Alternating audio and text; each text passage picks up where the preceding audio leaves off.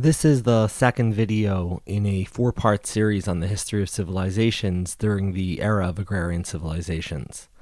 These four videos are going to take us to the end of agrarian civilizations, which came to a close around 1750, when the Industrial Revolution simmered and then slammed the world into the modern era. In the first video, we considered the rise and fall of the many empires of the Afro-Eurasian world zone, from the beginning of civilization in Southwest Asia and Egypt up to the first year of the Common Era. This video picks up that story at 1 CE and will delineate the story of the rise and fall of civilizations in Afro-Eurasia from 1 to 1000 CE. By 1 CE, many great civilizations had risen and fallen across the Afro-Eurasian world zone, which is one of the four world zones not in sustained contact with each other until Europeans broke that in the late 15th century with the Americas.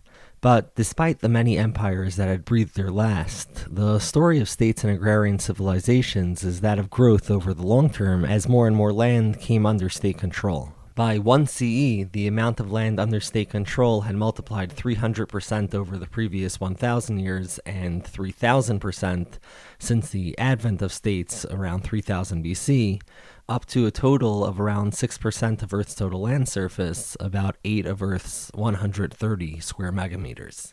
The first century begins with Rome having only recently entered its empire phase. The Parthians are in power in Central Asia, and the Han are in power in China. India, meanwhile, had no major power as we crossed the millennium. In Central Asia, as we turn the corner into the first century of the first millennium of the Common Era, the Achaemenid-style empire of the Parthians is in power, and has been in power for over 200 years. By 224 CE, however, a combination of internal strife and fighting with Rome had weakened the Parthians significantly, and another Achaemenid-style empire took the place of the Parthians as the regional power, the Sasanians. The Sasanian Empire started with the rule and expansion of Ardashir I. The empire lasted up until 651 CE, and it's from Arabia that the next great power to sweep the region ruled by the Sasanians, namely the Dar-Al-Islam, would rise. India's great Mauryan Empire had collapsed almost 200 years before the first year of the Common Era, and it remained split as we crossed into the new millennium.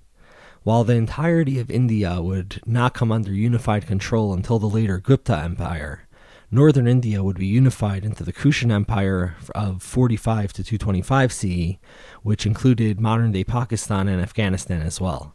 Sasanians from the north and Guptas from the east encroached on the Kushans, and the Gupta Empire picks up the story of India from 320 to 414 CE, when founder Chandra Gupta established the empire, and it relied more on regional governments than the prior top-heavy Mauryan Empire. The Gupta realm faltered and vanished after numerous waves of northern nomads invaded. Disunity once again ruled in India, with a momentary reunification of much of northern India under Prince Harsha, who ruled from 606 to 648 CE and failed in his attempts at conquering the south, and after his death, once again, disunified rule was the rule up until the growing Islamic world decided to visit. Rome started the first century as a young empire under the rule of Emperor Augustus, and continued to expand. It reached its maximum extent under Trajan, the first non-Italian emperor, who came to power in the year 98. Trajan's extended Roman boundaries were pulled back some by the following emperor, Hadrian, and order had become beyond the government's capacity to maintain from 235 to 284 CE during the so-called crisis of the 3rd century. Emperor Diocletian follows this crisis and split the empire into two distinctly managed halves in 286 CE, and by 395, a distinct Eastern and Western Roman Empire existed. Already by 180 CE, the Western Roman Empire had started declining, and it fell apart at the seams in the 5th century as the system was overwhelmed by Germanic invaders and migrants, and promptly came apart with Alaric sacking Rome in 410 CE, and regional kings ruled. The Eastern Roman Empire, or the Byzantine Empire, saw much greater success and remained the great empire at 1000 CE when our story in this video ends. In China, the start of the 1st century passed under the now 200-year ruling Han Dynasty.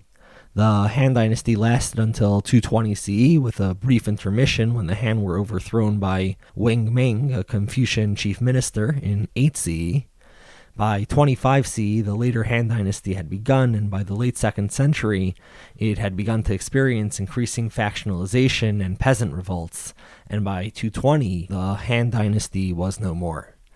The collapse of the Han was followed by the rise and fall of many smaller regional states.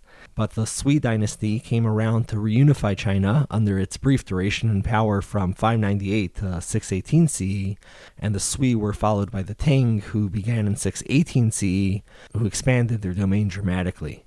And by 900, they housed the most populous city on the planet, Chang'an, with some 2 million people.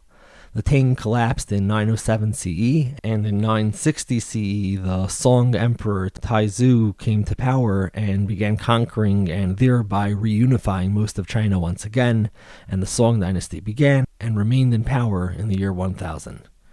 Moving back a couple of hundred years, born into the Bedouin traditions of the Arabian Peninsula was a man by the name of Muhammad. He changed his opinion on what he thought was true, grew a following, and fled from Mecca in 622 to a city which was renamed the City, or Medina. 8 years later, Muhammad returned with his ever-growing community and conquered Mecca. He continued conquering, although he died 2 years later in 632, but the conquering lived on.